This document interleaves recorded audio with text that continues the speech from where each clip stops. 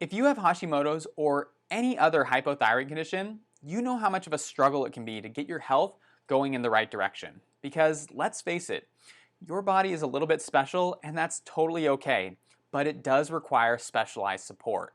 One of the ways that we can do that is by utilizing the keto diet. But just like anything else, it has to be specially formulated to help support your thyroid gland. One of the big mistakes that I see a lot of people making is they tend to undereat protein, and this can really sabotage their healthcare goals.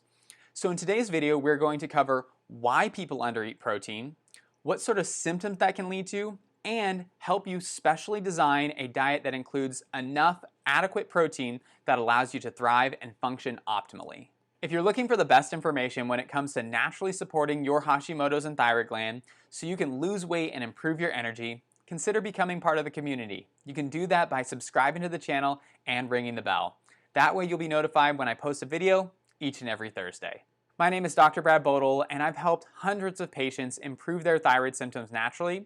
And one of the ways that we do that is by creating a customized dietary plan for each person, which may or may not include achieving nutritional ketosis, or as it's commonly known, the keto diet.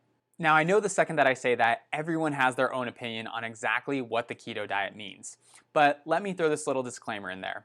If you're already having success on whatever dietary plan you're following, that's fine. Continue to do that. But if you're struggling, it may be worth it to look into the keto diet and see if there might be some options there that can better support your health. Today, we're going to focus on the protein aspect of the keto diet and why so many people tend to undereat protein, even to the detriment of their health. If I were to have you describe to me healthy living, what would you say? Most people usually go with going to the gym or having smoothies, and there's nothing wrong with either one of those strategies. But most people won't say putting a piece of meat on the barbecue and having that with most of my meals. In fact, it's been so ingrained in us that meat is bad for us that we know if we were to go out to a fast food joint, and I'm not suggesting that we do that, but it's the burger that's going to give us the heart attack, and we never seem to consider the bun and breading, the fries, or the soda or pop that we're drinking along with it. So if our natural inclination is that meat and high levels of protein are unhealthy, and let's face it, most people with Hashimoto's are looking to lose weight, we are going to start to trend away or shift away from consuming a lot of those food products.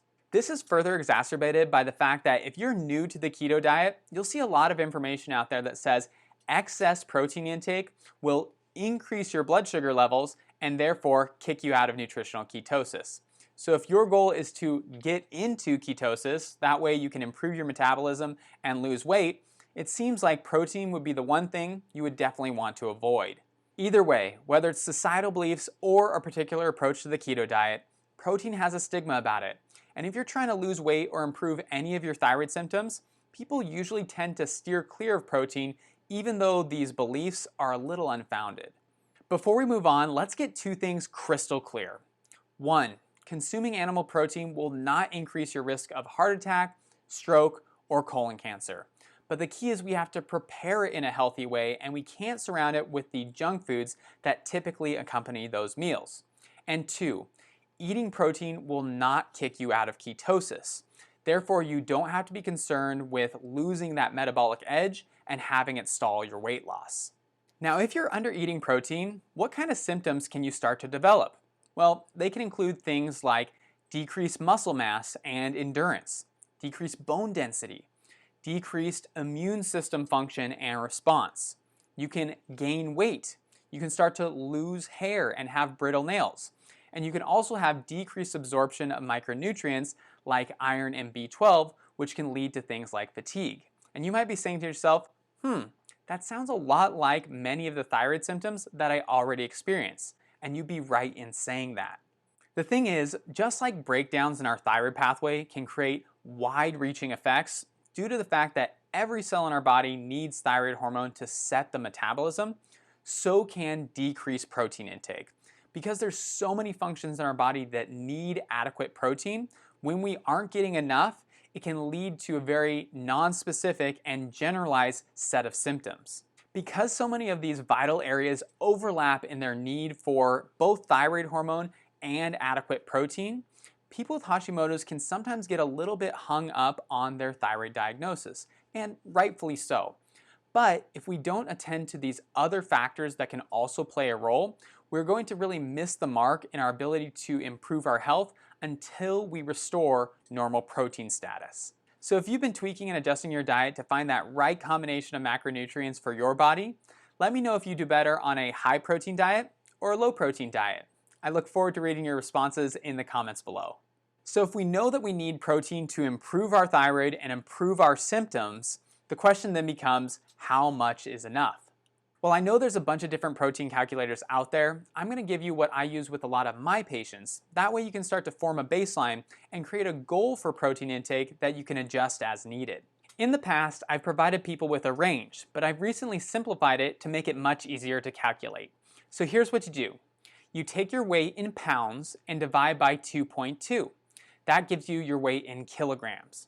You're then going to multiply by a factor of 1.5, and that will give you the target protein intake in grams per day. Now, oftentimes people will have a difficult time determining what 1 gram of protein looks like. So here's some examples for you. A pound of chicken is going to be about 120 grams of protein, and that's 4 to 5 chicken thighs or about 2 chicken breasts. Steak, depending on the cut, 1 pound will be equal to about 110 grams. And eggs, if you have 2 of them, is about 12 grams of protein. Of course, any of these can be referenced online, and you can adjust the sizes for your particular needs and intake. The thing is, some people's concept of how much protein they actually need is so low that just by creating this new target point and working towards it can really benefit them and change the way that they feel. Of course, there are other factors beyond just body size in determining how much protein and overall calories that we need. So use this again as a guideline, as a baseline, and adjust things as needed.